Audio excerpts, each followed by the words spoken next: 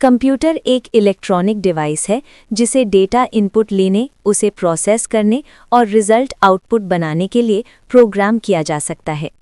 Computer को एक से ज़्यादा हार्डवेयर और सॉफ्टवेयर के साथ मिलाकर कंप्यूटर सिस्टम कहा जाता है। एक कंप्यूटर सिस्टम में मुख्य रूप से एक सेंट्रल प्रोसेसिंग यूनिट और स्टोरेज डिवाइस होते हैं। ये सभी पार्ट्स मिलकर एक सिंगल यूनिट की तरह काम करते हैं ताकि ज़रूरी आउटपुट मिल सके।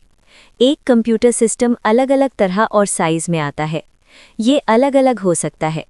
सेंट्रल प्रोसेसिंग यूनिट सीपीयू, ये कंप्यूटर का इलेक्ट्रॉनिक सर्किटरी है जो असल प्रोसेसिंग करता है और इसे आमतौर पर कंप्यूटर का दिमाग कहा जाता है। इसे आमतौर पर प्रोसेसर भी कहा जाता है। फिजिकली सीपीयू को एक या ज़्यादा माइक्रोचिप्स पर रखा जा सकता है, जिन्हें इंटीग्रेटेड सर्किट आईसी कहते हैं। आईसीज में सेमीकंडक्टर मटेरियल होते हैं।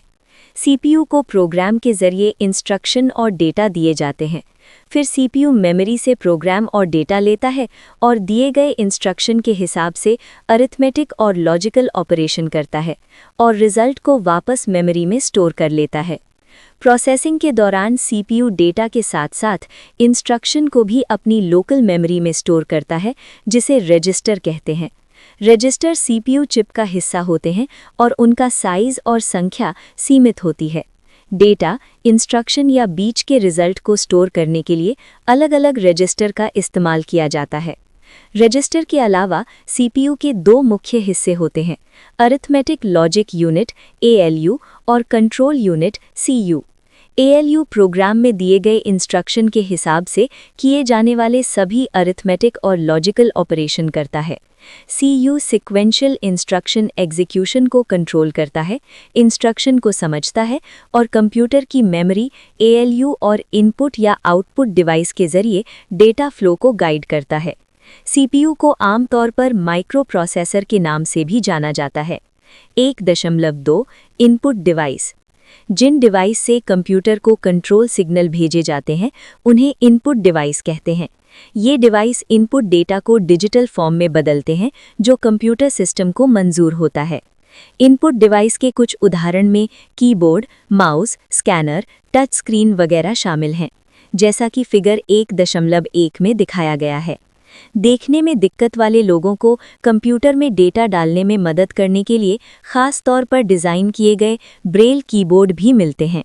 अब हम आवाज़ से भी डेटा डाल सकते हैं, जैसे हम वेब पर सर्च करने के लिए गूगल वॉइस सर्च का इस्तेमाल करें, जहां हम अपनी आवाज़ से सर्च कर सकते हैं।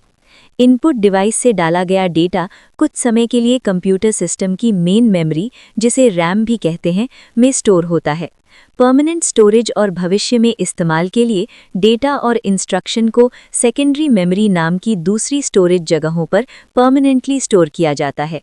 1.3 आउटपुट डिवाइस, वह डिवाइस जो डिस्प्ले, फिजिकल प्रोडक्शन वगैरह के लिए कंप्यूटर सिस्टम से डेटा लेता है, उसे आउटपुट डिवाइस कहते हैं।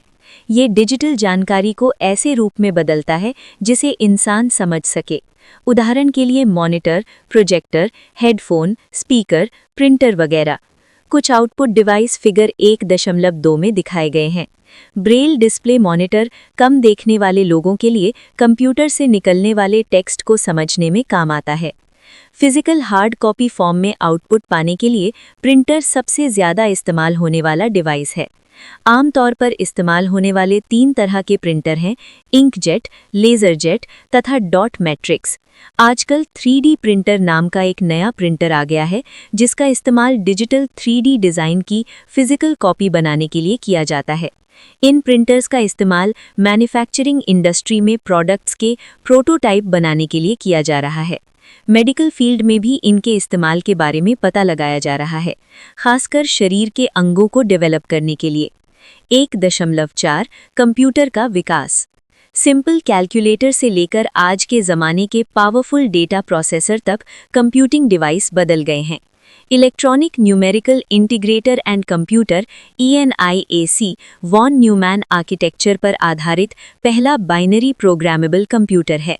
1960 के दशक में इलेक्ट्रॉनिक सर्किट के लार्ज स्केल इंटीग्रेशन LSI ने इंटीग्रेशन की अनुमति दी। पुनर्मुद्रित display monitor, braille printer, 3D printer. Computer प्रणाली कागो duo core i5 Intel microprocessor का आविष्कार।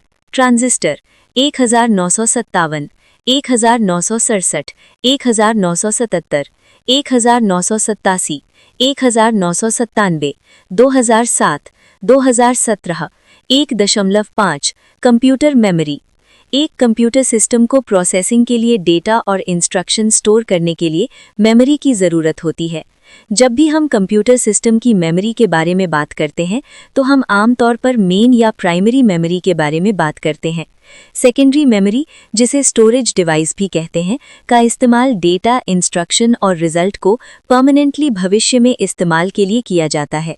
1.5.1 मेमोरी की इकाइयाँ। कंप्यूटर सिस्टम डेटा को स्टोर और प्रोसेस करने के लिए बाइनरी नंबर का इस्तेमाल करता है। बाइनरी अंक 0 और 1 हैं जो कंप्यूटर प्रणाली